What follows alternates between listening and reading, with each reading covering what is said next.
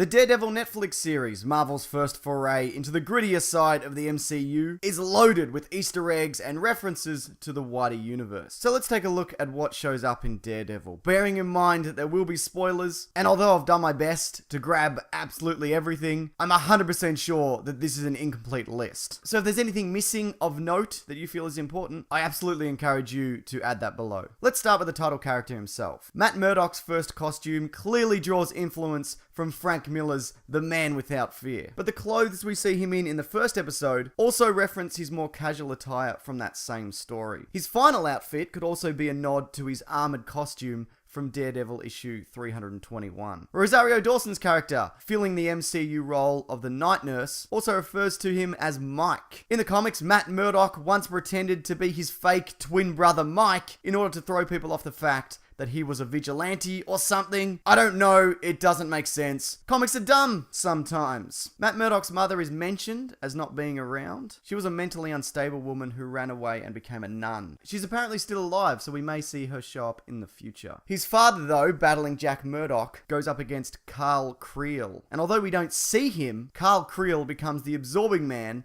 as seen in Agents of S.H.I.E.L.D. And speaking of, Matt Murdock is said to be taken in by St. Agnes Orphanage. Skye from Agents of S.H.I.E.L.D. was also said to have been raised at an orphanage with the same name. Karen Page is also one of Daredevil's partners in the comics. Throughout the episodes, she made numerous references to her dark past. In the comics, her character has been put through the absolute ringer. Once tricked into believing she had HIV, once becoming a drug addict, once appearing in illicit videos, and in addition to all this, she has a lunatic father and is currently dead. So her past indiscretions could easily refer to any of those things, except for probably the death thing. Another one of Daredevil's love interests, Elektra, is referred to also, but not seen. She's mentioned in passing as a Greek girl he dated from college. Stick gets an episode. Crazy old Stick, as played by David Carradine. I mean Lance Henriksen. I mean Clint Eastwood.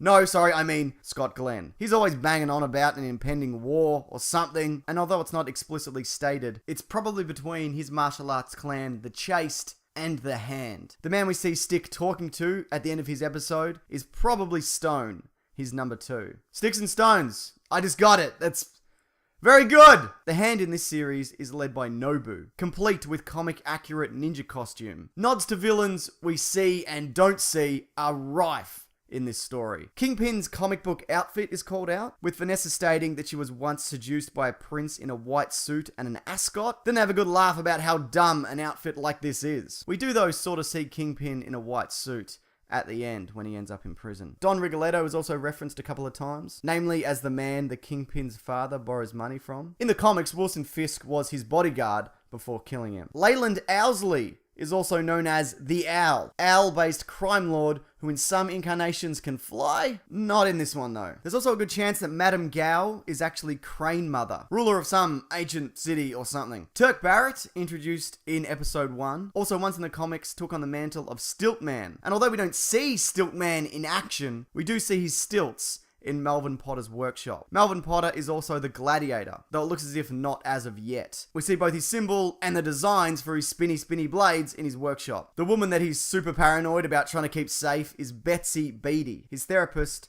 who later becomes his wife. Bullseye, one of Daredevil's greatest foes, is possibly alluded to and maybe even seen. Aside from all the playing cards that show up, a weapon he's fond of using, the sniper who takes out that police officer is carrying what looks to be an ace of spades, meaning he could actually be Bullseye. There's also a lot of nods to the larger Marvel universe. We discover Hell's Kitchen is in disrepair because of the Chitauri invasion. Ben Urich is seen to have covered this event, as well as when the Hulk went berserk in Harlem. There's also a lot of disapproving references to heroes in masks, possibly a hint towards Civil War. There's the name Barton in the gym where Jack Murdock trains. Could be a nod to a relation of Clint Barton, possibly his father Harold or his brother Charles. To my knowledge though, neither of them are boxers. The Atlas Comics logo can be seen on the door next to Nelson and Murdoch. Atlas Comics transitioned into Marvel Comics. Scraped off the Nelson and Murdoch door looks to be the name Van Lunt Real Estate. This is probably a nod to Cornelius Van Lunt, criminal businessman who also happens to dress like a bull. I'm sure everybody caught the references to existing Avengers with nods to Iron Man, Thor, and Captain America through the series. WHIH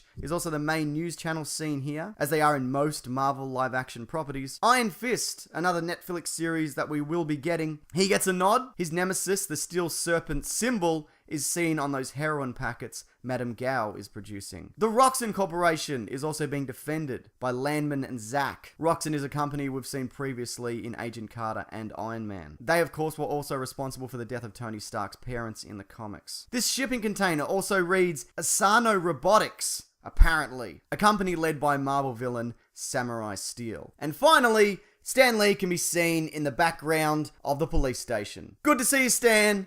You look great. That's about it, everyone. If you like this, maybe you'll like this video covering the best Easter eggs from Agent Carter, a lot of which tie into Age of Ultron, and this video on the top 5 Daredevil stories. Also, I have a podcast called The Weekly Planet, this Monday's episode of which will look at the Daredevil series in all sorts of depth. We're talking story, we're talking fight scenes, we're talking stilt man. All of those things will be linked below and at the end of this video. But what was your favorite Daredevil Easter egg or reference? And like I said, if I've missed anything that you feel is important, please feel free to include that below. Thanks everyone, take care.